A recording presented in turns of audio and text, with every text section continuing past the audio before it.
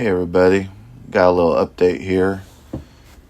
So my attempt to heat up my piston and get the rings to separate from the grooves of the piston has been a bit of a trial. I've tried through various heat cycles to get these rings freed up. I was able to get one ring freed up, but the very top ring just will not break loose at all. It is completely seized up all the way around the piston.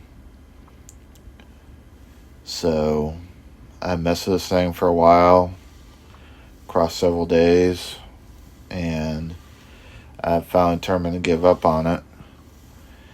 And so I went ahead and ordered another piston with a set of rings, which will be here next week. And so we will try again on that. So in the meantime, I'm going to pivot to some other projects I have going on the Katana. And then we will readdress building the engine back up another day.